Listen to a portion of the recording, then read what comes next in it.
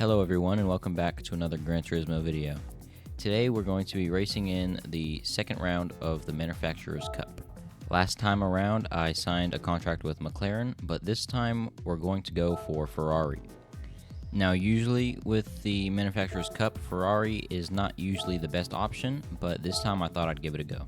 I've never really driven the Ferrari, so I'm sort of going into this series with little to no experience.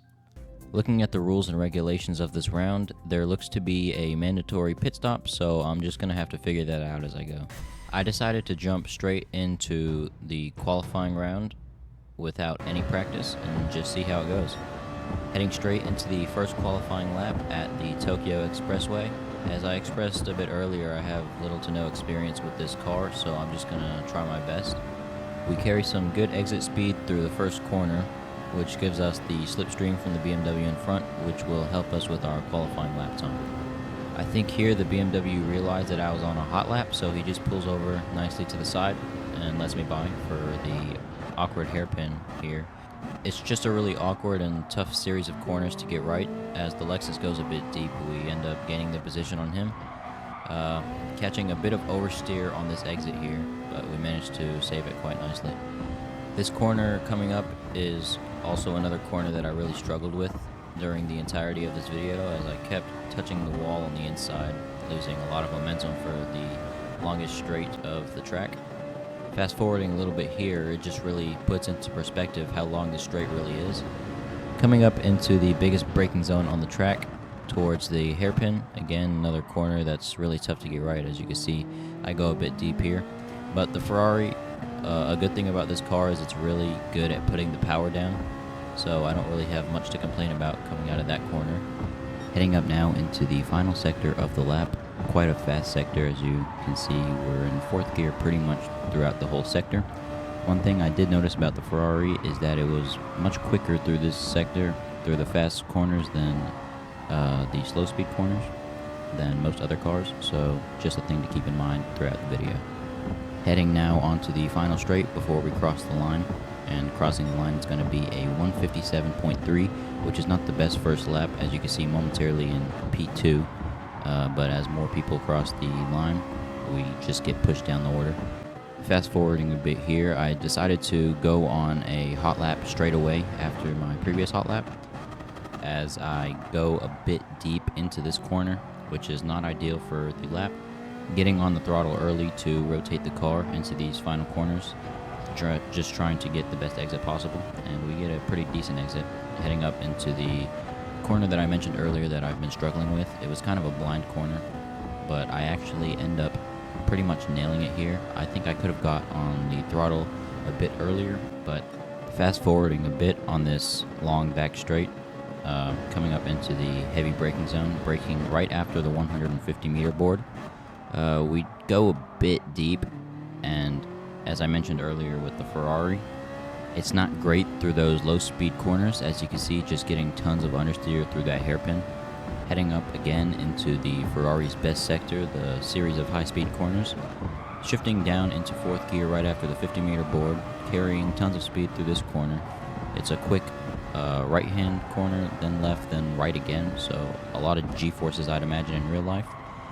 Into the final corner, we pretty much nail it, carrying tons of exit speed and heading on to the final straight to cross the checkered flag, giving us a 156.8, which is not my best lap, but it was enough to start me P9 for the race.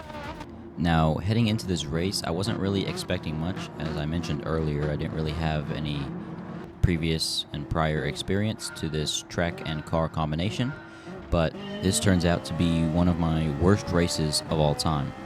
As the race gets underway, you could see just the quicker acceleration from the Ferrari. We get a jump on the Lexus here, so I think I'm going to look down the inside. I think I was enough down the inside for him to notice, but I guess he just kind of turns into me. So gaining the position, but losing time to the pack in front, as there's a bit of contact between the two cars behind. Heading up into this hairpin, if you can even call it that. The guy behind is not close enough, so we're not going to defend the inside. Braking right after the 150 meter board. This is really just where the disaster of a race starts. Going a bit deep, losing two positions out to the Honda and the Mercedes, and we just bump the Mercedes here and get sandwiched between him and a car behind and just end up spinning out, putting us into P15 before the first lap has even ended. I think all you can do in these situations is just try to keep your head down and catch up. So that's exactly what I'm going to try to do here. Heading onto the long back straight, just fast forwarding a little bit here, you can see the momentum I carry with the slipstream from the Porsche in front. Heading up into the very heavy braking zone. We're actually going to make a very nice move going on the inside of the Lamborghini and the Porsche here for a beautiful dive bomb. And we make the move stick with the Ferrari putting the power down really well coming out of the hairpin. So gaining 2 positions in that corner, but there's still a long way to go if I have any chance at all of recovering this race, as I'm still down 4 positions from the start. Fast forwarding a bit to the beginning of lap 2, coming down into this first corner, I'm just going to carry much more momentum than the guys in front, as there's actually a bit of contact. You can see how much we catch up to the Lexus in front. So we have the slipstream for this long straight down into the hairpin. And this is where my race really just took a turn for the worst. As you can see with the slipstream, I was carrying much more speed than the guys in front, as we have a look down the inside, but I missed my braking point just a little bit, and we slam into the BMW in front of us. So I'm going to end up losing those 2 positions that I gained, and on top of that, gain a 3-second penalty. So serving the penalty on this same lap, and this is really just the end of my race. So skipping over to lap 8, coming into the pit lane, being really careful not to cross the pit line on the entry, as a lot of people tend to do on this track. In the pits, we're going to replace the old worn-out soft tires with new ones. I think the strategy is one you could play around with a little bit in this race, as I might have been able to go on for one more lap to have fresher tires towards the end, but in the end it's not going to matter, as we crossed the checkered flag in dead last. Now the leader was miles ahead of anybody else, 23 seconds in front of second place, which was quite a substantial gap in a 15-lap race, as I'm going to jump straight into the qualifying round for the next race, trying to get some heat into the tires before crossing the line to start our first flying lap. Now this qualifying went a lot better than the last one, as in the last qualifying I forgot to turn my brake balance to -5, which really compromised me when it came down to the slow corners and hairpins. For example, this one coming up here, you can just see that we get a lot more rotation on entry, and we're able to carry a lot more speed throughout the corner, getting a pretty good exit here, but still trying to maintain our distance from the BMW, as fighting is not optimal on qualifying laps. Down into this right-hander, you can just see I'm still struggling with that corner as I touch the inside wall, which compromises our speed and momentum on the long back straight. As we just fast forward a bit here, you can see how much the BMW starts to pull away because of that touch on the inside wall. Coming down into the heavy braking zone of the hairpin, we hit the apex very nicely, putting the power down as well. That's one thing this car just really excelled at, is being able to put the power down without any surges of oversteer coming out of the slow speed corners. Heading up now into the fast last sector of the race, you can see through this sector how much I just began to catch up to the BMW. As I mentioned earlier, this sector is really a strong suit for the Ferrari. Going a bit wide on the final corner, compromising our speed a little bit, but as we come to cross the finish line, it's going to be a 157.3, similar to our last qualifying in the previous race, which is not the best, but we have another lap to try to improve. As coming out of the first corner, this Porsche's qualifying lap has just come to an end. Fast forwarding a little bit here to the awkward little hairpin, braking right after the 150 meter board. Again, just such a tricky series of corners to get right. It's a triple apex. As we keep the line tight through the exit, the BMW goes a bit wide and hits the wall, as the guy in front of him gets a 0.5 second penalty, most likely for track limits on one of the apexes. Hitting the wall on the inside yet again, still just trying to figure out how to take that blind corner better. As we head on to the long back straight, I noticed that the guy that got a penalty was sort of blocking the BMW in front of me, playing it a bit dirty, which is not very sportsmanlike, especially in a qualifying lap. So heading on to the heavy braking zone down into the hairpin, I decide that I'm going to help my BMW friend out and just tap the GTR that was blocking him off track. Obviously that's a joke, as I hadn't planned to hit him off track, but it ended up working out for me as I was able to get on the power much faster. As you can see, 7/10 up, heading on to the final sequence of corners. Surprisingly, no penalty came for that incident, which really surprised me, but Gran Turismo's penalty system has not always been something I've agreed with, as it's been quite controversial at times, and later on in the video you'll see why. Crossing the finish line to set a 156.3, which was 1 second faster than my previous lap, and is enough to start me P5 in the second race. Now this race I wasn't expecting much, as last race kind of proved why, but nonetheless I knew I had the pace to contest for maybe a P3. As the race gets underway, the Ferrari just accelerates so fast when the race starts, so we end up gaining a position before the first corner. This race actually proved to be one of my better ones, as we just lose a little bit of time to the front runners in front, as they just slightly begin to pull away on this straight, heading into the awkward hairpin. The car behind wasn't quite close enough to try anything into this corner, as we look down the inside on the BMW, but learning from my mistakes in the previous race, I just back out, knowing that it's not going to end well if I go for the move. Catching up quite significantly through that series of corners, as we're right on the BMW's bumper, I'm going to back out just a little bit into this corner and try to get the switchback on him down the straight, and it's going to happen, as we carry much more momentum through the corner and end up passing him right before we enter the tunnel section, where I make the move stick by having the inside line through this fast right-hander. So we're up 2 positions in the first lap, which is quite significant considering my awful start to the last race. And at this point, I thought I really didn't have the pace to contest for the lead, as the front runners began to pull away ever so slightly. And a quick note that the Ferrari is actually one of the worst cars for this race. It just didn't quite have the pace. As we skip over to lap 3, heading down the long back straight up into the heavy braking zone, we're just going to go a bit deep and hit the R8 off track. So in a show of sportsmanship, I'm going to let him back past, because I don't really want to keep a move like that. But just keep that moment in the back of your mind, as it comes back to bite me later in the race. At this point, the leader just began to pull away very much, and coming into the fast sequence of corners, you can see just how much I catch up to P2, given he might have had damage from the contact earlier.